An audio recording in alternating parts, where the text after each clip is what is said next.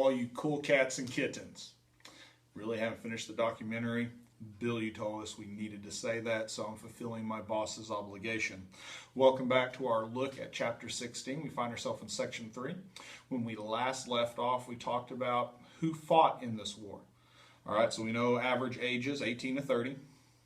Most of them farmers to try to get away from the monotonous farming life, looking for adventure, peer pressure, these kind of things. So now we want to kind of look at the wars. The Civil War has two theaters. We have the war in the West and the war of the East. The war in the West isn't going to be as important because there's not a whole lot of population in the West at this time period. Remember, the word West is an ever-changing facet in American history. When we say West, we are looking at the Mississippi River area. All right, so in the East, Robert E. Lee is rolling along. Things are going good for him.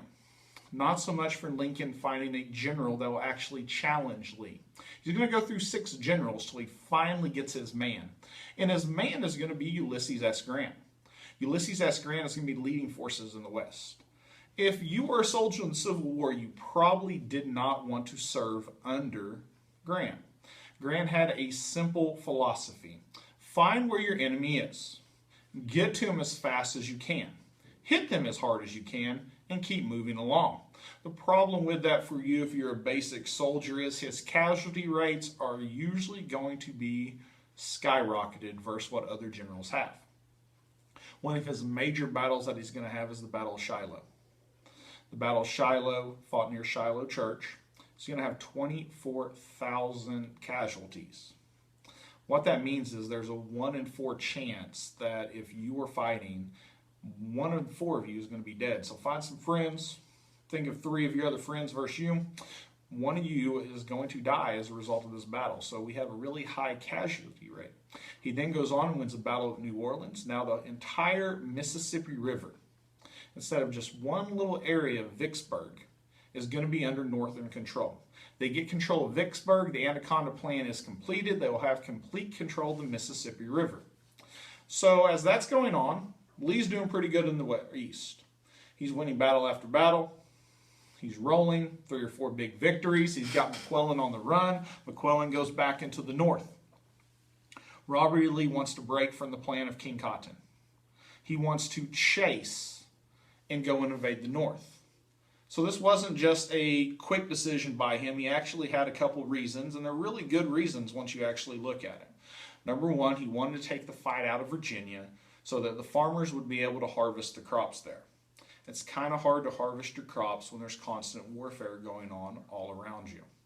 Number 2, if he can get a big victory in the North, he thinks that the Northern people will force Lincoln to want to talk peace.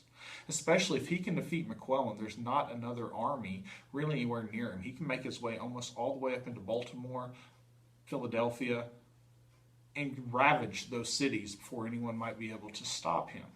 And the third, and the biggest one that we have here, is that if he wins a big battle, if he can win a major battle, it can show European nations that the South actually has a chance in this fight. And this is what's needed. The King Cotton Plan, not selling cotton to Europe, is working. The economies of France and England are starting to hurt. They're on the fence about coming over and joining the Confederate cause in this conflict. They're just waiting for a big victory to take place. Think about the American Revolutionary War and how France and Spain were waiting for a big victory, and then they finally got one at Saratoga. So Robert E. Lee is trying to use this as his same plan to get these countries to come over and help. So he crosses over. They have a camp. At this camp, they come up with their plans. You're going to send your men over here. We're going to go over here. This is where we're going to meet, and everything in between. So they write up their plans. Everyone has their little plans, their maps, all that good stuff. Well, one of Robert E. Lee generals is packing up. He has his plans. He wraps them around some cigars, and they end up falling out of his bag. Northern scouts come up on the campsite. They decide to have, rest, coffee, everything there, and they find the plans. This is a huge advantage. I mean, think about if you're playing baseball and you know what the pitcher's about to pitch and where it's going to go. If you're playing football and you know what the play's about to be. Those are huge advantages to have. And this is the same kind of thing. So these plans get to McClellan. McClellan now knows where Robert E. Lee plans on attacking. How many men's going to be here? So if he had too many men over here and no one's going to attack, he can move them over to the center. He knows exactly what he needs to do. The Battle of Antietam will take place. Since McClellan has these plans, it is a pretty big disaster for Robert E. Lee. He loses 1/3 of his fighting men, so 1 out of every 3 soldiers are either going to be killed or wounded in this battle. He's forced to retreat. So he retreats. If General McClellan, the leader of the Northern troops, would have just chased after Lee, we could see the end of the Civil War.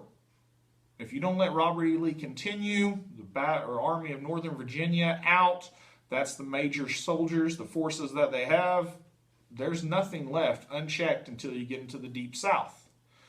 McClellan doesn't. So Robert E. Lee and his men charge, they run about 10-15 miles, and then they brace for an attack. After 10 or 15 minutes, they realize that attack's not coming, and they sink back into safety in Virginia. This infuriates Lincoln, and he will fire McClellan from general, just the first of many generals that Lincoln is going to go through in the course of this war. Remember, tie this into something that we've talked about before. This is kind of what the British were doing with Washington, letting him retreat, when all they had to do is chase after him after a loss in battle, and boom, the war could be over. They don't do that. So this was chapter 16, section 3, a very quick summary of it. I know what you're thinking. Why couldn't class been this quick, right? So remember your assignment. Watching this video, I need you to post what you think the most important thing is. You're coming up with the MIT thing. Remember to comment it down below in the comment section. You can also direct message it or email it to me at jbray@drumright.k12.ok.us. Until next time with the chapter 17, stay safe and